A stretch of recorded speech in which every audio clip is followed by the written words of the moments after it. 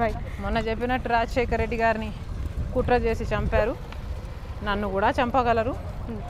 కానీ ఊపిరున్నంత వరకు నేను చేయాలనుకుంది ప్రజల కోసం నిలబడాలనుకున్న ఈ పాదయాత్ర ఎండనగా వాననగా చేస్తున్నా, మొత్తం అన్నీ పక్కన పెట్టి చేస్తున్నా. నా చిత్తశుద్ధి ప్రజలు చూసి ఆశీర్వదిస్తే రాజశేఖర రెడ్డి గారి పాలన అందిస్తా. అది లేదు అంటే ఇలాగే పోరాటం చేస్తా, ప్రజల పక్షాన మాత్రం నిలబడతా. ఇంతకాలం తర్వాత, ఇన్నేళ్ల తర్వాత వైఎస్ఆర్ గారి మరణం పైన మీకు అనుమానం ఎందుకు వచ్చింది? కుట్ర ఉంది, కుట్ర చేసి చంపారు అని కాంట్రవర్సీ, అంటే ఎవ్వరూ కూడా ఊహించని ఒక స్టేట్మెంట్ షర్మిల ఆయన కూతురుగా తెలంగాణలో ఇవ్వటం ఏంటి అనేది చాలామంది క్వశ్చన్ చేస్తున్నారు. అసలు ఇది కాంట్రవర్సీ అవుతుందని నేను ఎక్స్పెక్ట్ చేయలేదు. ఇది చాలా అసలు ఆలోచించకుండా వచ్చిన మాట. ఓకే, నాకేం కొత్తగా కుట్ర చేశారు అన్న అనుమానం రాలేదు. ముందు నుంచి రాజశేఖర రెడ్డి కుటుంబానికి ఆయన చనిపోయినప్పటి నుంచి ఈ అనుమానం ఇలాగే ఉంది. మరి ఇంతకాలం ఎందుకు తెరపైకి తీసుకురాలేదు? నాకే కాదు, కోట్ల మంది తెలుగు ప్రజలకి ఈ అనుమానం ఉంది. ఇంతవరకు తెరపైకి తీసుకురాలేదు అంటే మేము ఇంటెన్షనల్గా ఎప్పుడే కానీ ఇది కుట్ర కాదు అని మేము ఎప్పుడూ చెప్పలేదు. మా మనసులలో ఉన్న మాట, అప్పుడున్న పరిస్థితుల్లో కాంగ్రెస్ పార్టీ ఎంక్వైరీ వేయాల్సి ఉండే. అప్పుడున్న కాంగ్రెస్ పార్టీ మా కుటుంబాన్ని హెరాస్ చేయడం మొదలుపెట్టింది. ఇక ఎంక్వైరీ వేస్తారు, మాకు న్యాయం చేస్తారు అన్న నమ్మకం ఎందుకు పోయిందంటే రాజశేఖర రెడ్డి గారి పేరుని ఎఫ్ఐఆర్లో కూడా చేర్చారు. ఇక వీళ్ళు చేస్తారు, న్యాయం చేస్తారు అన్న కాన్ఫిడెన్స్ లేదు కాబట్టి మేము నోరు తెరిచి అడగలేదేమో. కానీ ఈ భావన మాతో పాటు కోట్ల మంది ప్రజలకు అప్పుడు ఉంది, ఇప్పుడు ఉంది. ఎవరిపైన అనుమానాలు కలుగుతున్నాయి? అప్పట్లో చాలామంది రిలయన్స్కి సంబంధించిన కొంతమంది సంస్థలపైన ఆరోపణలు చేశారు. అలాగే ఆ ఫ్లైట్కి సంబంధించిన ఇష్యూ పైన కాంట్రవర్సీ జరిగింది. కొంతమంది అరెస్టులు కూడా అయ్యారు జర్నలిస్టులు వార్తలు నడిపినందుకు. అప్పుడు మాట్లాడని షర్మిల ఈరోజు ఎందుకు మాట్లాడింది అని చెప్పి టీఆర్ఎస్ ప్రశ్నిస్తాం. అప్పుడు మాట్లాడినా కూడా అధికారంలో ఉన్నది కాంగ్రెస్ పార్టీ మమ్మల్ని హెరాస్ చేయడం మొదలుపెట్టినాక మా కమెంట్స్ని ఎందుకు సీరియస్గా తీసుకుంటారు? మాకు ఎవరు మీ ఫలానా మీద అనుమానం ఉంది అని అనుకోవడానికి మీరు ఎంక్వైరీ చేస్తే కదా, ఎంక్వైరీ జరగాలి అన్నది మా పాయింట్. నేను just like that I can't start accusing this guy, that guy, ABC, XYZ. All I'm saying is, మీకు నిజంగానే ఏ పాత్ర లేకుంటే రాజశేఖర రెడ్డి గారు మీకు 2 సార్లు అధికారంలోకి తీసుకొచ్చారు కదా, మరి కనీసం ఎంక్వైరీ అయినా ఎందుకు వేయలేదు ఆ మహానేత మరణం మీద? Is my point. కుట్ర లేకపోతే థ్యాంక్ యూ అన్నా, థ్యాంక్ యూ అమ్మా, నమస్తే.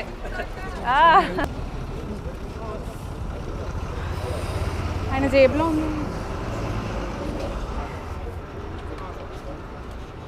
బైరా బంగారం.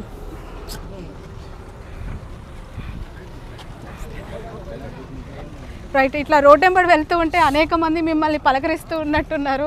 ఎట్లా ఉంది వాళ్ళ రెస్పాన్స్, వాళ్ళ నవ్వులు? మళ్ళీ పోగొట్టుకున్న వైఎస్ఆర్ని మీ రూపంలో తెలంగాణ ప్రజానికం గుర్తు చేసుకుంటుందంటారా? తప్పకుండా. ఈరోజు అసలు ఏ మనిషికైనా అసలు అటువైపు నుంచి స్పందన రాకపోతే ఇన్ని రోజులు, ఇన్ని కిలోమీటర్లు, 1000 కిలోమీటర్లు పాదయాత్ర చేయడం అసాధ్యం. అవతల నుంచి అఫెక్షన్ ఉంది కాబట్టి, ప్రజలు నుంచి ప్రేమ లభిస్తుంది, అఫెక్షన్ వస్తుంది కాబట్టి ఈ మాత్రం రాజశేఖర రెడ్డి బిడ్డ చేయగలిగింది. రాజశేఖర రెడ్డి గారి ప్రతి అభిమానికి నిజంగా తల వంచి చేతులు జోడించి కృతజ్ఞతలు చెప్పుకోవాలి. రైట్.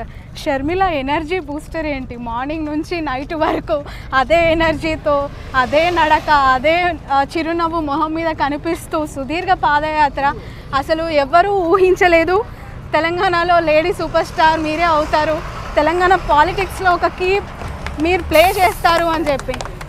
ఏంటి మార్నింగ్ లేచినప్పటి నుంచి డైట్ ఏంటి, మీరు తీసుకునే యాక్టివిటీస్ ఏంటి ఇన్సైడ్గా ఒకసారి చెప్పగలరా? దేవుడు నడిపిస్తున్నారు, ప్రజలు నడిపిస్తున్నారా?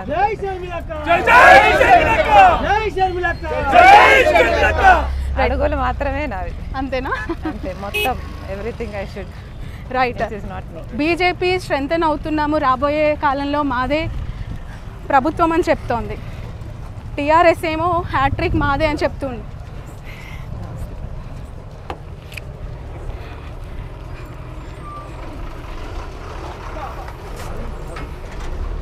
అక్క ఒక్క 2 minutes ఆగుదాం. అమ్మో మీడియా వాళ్ళందరినీ పరుగులు పెట్టిచ్చేస్తున్నారు. రైట్, నిజంగా జర్నలిస్టులందరికీ ఒక పెద్ద టాస్క్ వైఎస్ షర్మిల గారితో నడవడం అనేది. లిటరలీ నా కాళ్ళు అయితే బొబ్బలు వచ్చేస్తున్న పరిస్థితి. తిరుపతి కొండ నిజంగా ఎక్కినట్టే ఉంది కాలినడకన చూస్తూ ఉంటే. వాట్ ఎనర్జీ షర్మిల గారు, నిజంగా hats off. Being a lady మీరు ఇంత దూరం నడవడం, ప్రకృతి పరంగా దేవుడిచ్చిన మనకి కొన్ని ఇష్యూస్ని అన్నీ పక్కన పెట్టేసి జనాల్లో ఉంటూ ఇన్ని నెలలుగా పాదయాత్ర చేస్తున్నారు అంటే ప్రతిపక్షాలకి జస్ట్ ఒక వర్డే కావచ్చు. Being a lady, as a women journalist, I always appreciated you.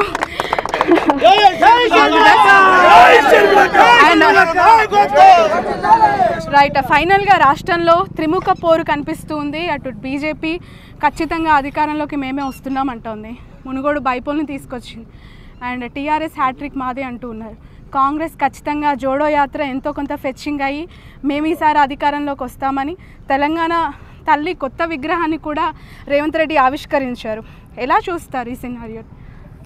మీరు చెప్పండి, మీకు ఎట్లా కనిపిస్తుంది? ఇదే సినారియోనే ఉంది కదా 2018లో, 2018లో ఇదే సినారియోనే ఉంది. కానీ ప్రజలు కేసీఆర్ వల్ల సఫర్ అవుతూ కూడా did they see an alternative in Congress or BJP is my question. మళ్ళీ కేసీఆర్ గారు గెలిచాడు 2018లో అంటే ఎందుకు గెలిచాడు ఈజ్ మై క్వశ్చన్. మీకు నిజంగానే ఈ సామర్థ్యం ఉండుంటే, మీరే ఆల్టర్నేటివ్ అయ్యుంటే, మరి 2018లో మీరు ఎందుకు ఆల్టర్నేటివ్ కాలేకపోయారు?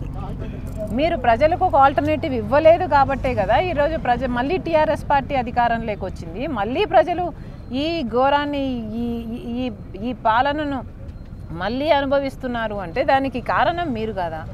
మీరు ఆల్టర్నేటివ్ ఇచ్చుంటే, మీరు ప్రజల పక్షాన నిలబడి వాళ్ళకు కాన్ఫిడెన్స్ ఇచ్చుంటే, మరి మీరెందుకు అధికారంలోకి రాలేదు? ఈ 3 పార్టీలే ఉంటే 2018లో రిపీట్ అయిందే రిపీట్ అవ్వచ్చు కదా. బీజేపీ ఆల్టర్నేటివ్ అని బీజేపీ చెప్పుకుంటుంది, కేసీఆర్ చెప్తున్నాడు.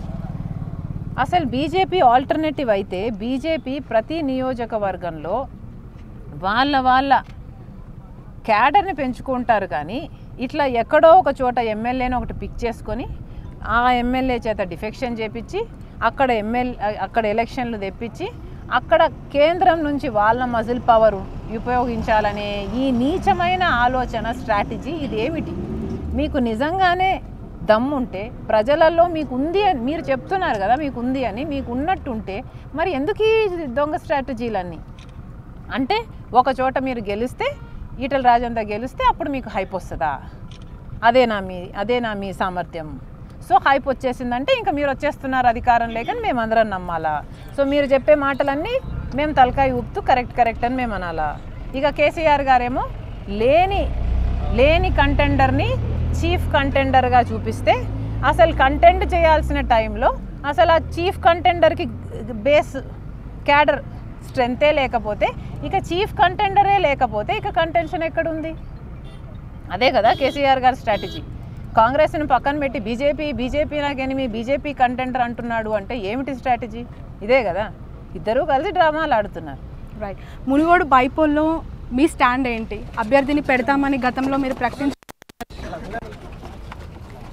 ప్రకటించాము అనేది వాస్తవం కాదు. మేము పెడితే మీరు ఏం చేస్తారు అన్నది ఒక సవాలు మాత్రమే విసిరాము. కానీ మునుగోడు ఎలక్షన్ దేనికి వచ్చిందో గమనించండి. ఒక పార్టీ, బీజేపీ పార్టీ, ఒక పార్టీ అధికారం కావాలని ఒక పార్టీ, అధికారాన్ని కాపాడుకోవడానికి ఇంకొక పార్టీ చేస్తున్న నాటకాలు. కాకపోతే మునుగోడు ఎలక్షన్ ఎట్లా డిస్క్రైబ్ చేస్తారు? ఒక ఎమ్మెల్యేను డిఫెక్షన్ చేపించి ఎన్నికలు తెప్పించింది బీజేపీ పార్టీ. ఆ రాజీనామాని వెంటనే ఆమోదించి టీఆర్ఎస్ పార్టీ మీరా మేమా సై చూసుకుందాం అని ఆమోదించింది టీఆర్ఎస్ పార్టీ. ఈ రెండు పార్టీలు ఈ రెండు పార్టీలు వాళ్ళ అధికార మదంతో వాళ్ళ మసిల్ పవర్తో గెలవాలనుకుంటున్న ఎలక్షన్ కాకపోతే ఇది ఎలా చూడాలి? ఇప్పుడు మునుగోడు ఎలక్షన్ వచ్చింది, ఇంకొక డాగ్ ఫైట్ అవుతుంది ఇక్కడ. ఒక స్ట్రీట్ మీద డాగ్ ఫైట్ అయినట్టు ఇది ఒక కుక్కల కొట్లాటే అవుతుంది. వీధి మీద కుక్కల కొట్లాట. మునుగోడు ఖచ్చితంగా బీజేపీకే రాబోతోంది. నెక్స్ట్ అలాగే ఇంకొన్ని చోట్ల కూడా బైపోల్ వస్తుంది అని చెప్పి బీజేపీ చెప్తోంది. అవే సెమీఫైనల్ కదా.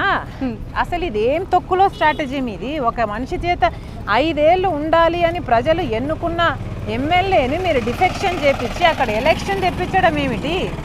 మీకు దమ్ముంటే మీ కేడర్ని పెంచుకోండి, మీకు దమ్ముంటే ప్రజల సమస్యల మీద కొట్లాడండి, మీకు దమ్ముంటే మీరు విభజన హామీలు ఏం చేశారు?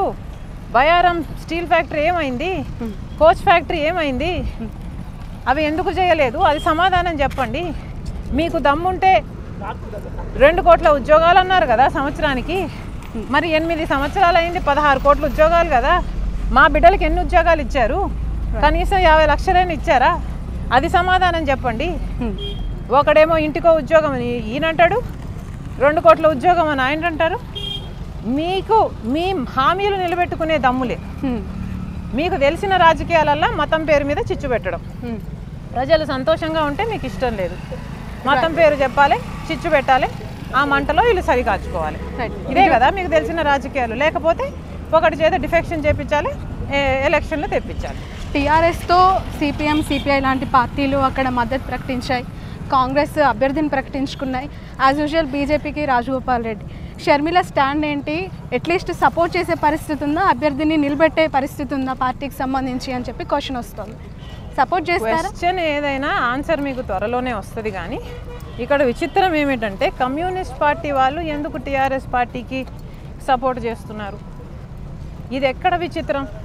అసలు కమ్యూనిస్ట్ పార్టీ సిద్ధాంతాలు ఏమిటి? అసలు ఒక్క మాట కూడా నిలబెట్టుకొని కేసీఆర్ గారికి సపోర్ట్ చేయడం ఏమిటి? దీన్ని ఎలా చూడాలి? అమ్ముడు పోవడం కాకపోతే ఇదేమిటి? కమ్యూనిస్ట్ పార్టీలు సమాధానం చెప్పాలి. మీరు నిజంగానే అమ్ముడు పోకపోతే ఎందుకు కేసీఆర్తో కలుస్తున్నారు? ఒక పాయింట్ చెప్పండి. ఇది చేశాడు కేసీఆర్, అందుకని మేము కేసీఆర్తో కలుస్తున్నాము అని చెప్పే దమ్ము మీకుందా? ఒక్క మాట కూడా నిలబెట్టుకొని కేసీఆర్కి మీరు ఎందుకు సపోర్ట్ చేస్తున్నారు? మళ్ళీ ఏమంటారు? ఈ ఒక్కదానికే సపోర్ట్ అట. సిగ్గుండాలి కదా. అంటే ఒక్కదానికి మేము అమ్ముడు పోయాము, ఇట్లా పీసులుగా అమ్ముడు పోతామని చెప్తున్నారా? మొత్తానికి ఈ కేసెస్ ఇష్యూ అంతా చూసాము. అరెస్ట్ చేస్తారా అని చెప్పి ప్రశ్నించారు. అనుమానం ఏమైనా కలుగుతుందా మీకు? అరెస్ట్ చేసే పరిస్థితి ఏమైనా ఉందంటారా? పాదయాత్రని రద్దు చేస్తారా, అరెస్ట్ చేస్తారా అంటే ఏం చెప్తారు? ఈ ట్రిక్కులు ఏదో ప్లే చేస్తారు అని అయితే స్పష్టంగా కనిపిస్తుంది. ఒక్కసారిగా ఉలిక్కిపడి ఇదంతా చేశారు అని నేను అనుకోవడం లేదు. మెల్లగా 1 సంవత్సరం నుంచి గమనిస్తూనే ఉన్నారు. ఏ మూవ్ చేస్తున్నాం, ఏ మూవ్మెంట్స్ ఉన్నాయి, మేము ఎలా గ్రో అవుతున్నాం, మా గ్రాఫ్ ఎలా గ్రో అవుతుంది, ఇవన్నీ కన్సిడర్ చేస్తూనే ఉన్నారు. చాలా ఇంటెన్షనల్గా, చాలా స్ట్రాటజిక్గా. ఇప్పుడు ఇంకెలాగైనా ఇప్పుడు చేయకపోతే ఇక ఎప్పటికీ చేయలేము, కట్టడి చేయలేము అనేది అర్థమైంది. కనుక ఏదో ఒకటి చేసి ఈ పాదయాత్రను అయితే ఫస్ట్ ఆపాలే అన్నదైతే పడింది వాళ్ళకి. సో ఏదో ఒకటి చేయాలన్న ఉద్దేశం అయితే నాకు స్పష్టంగా కనిపిస్తుంది. షర్మిల గారు, final question. TRS and BJP social మీడియాతో టార్గెట్ చేస్తూ లిటరలీ కేఏ పాల్తో కూడా కంపేర్ చేస్తూ ఉన్నారు షర్మిలని. అంటే ఒక పెద్ద కుటుంబం నుంచి వచ్చి రాజకీయంగా ముందుకు వెళ్తూ ఉన్న షర్మిల పార్టీని అలా కంపేర్ చేయడం ఎలా చూస్తారు? కేఏ పాల్తో కంపేర్ చేయడం అంటే అది కరెక్ట్ కాదు అని మీ సోషల్ మీడియా టీం వాదిస్తూ ఉంది. సో దీనిపైన మీ కామెంట్ ఏంటి? కమెంట్ చేసే వాడికి క్రెడిబిలిటీ ఉంటే కదరా నేను దానికి వెయిటేజ్ ఇవ్వాలి. వాళ్ళు ఇష్టం వచ్చిందే చేసుకోమని చెప్పండి. ఇంత కాదు, థ్యాంక్ యూ ఇంత కాదు, ఇంతకంటే 100 రెట్లు చేసుకోమని చెప్పండి. నాకు ఏం ఫరక్ పడదు. Okay, right. Thank you so much Sharmila garu. All the best.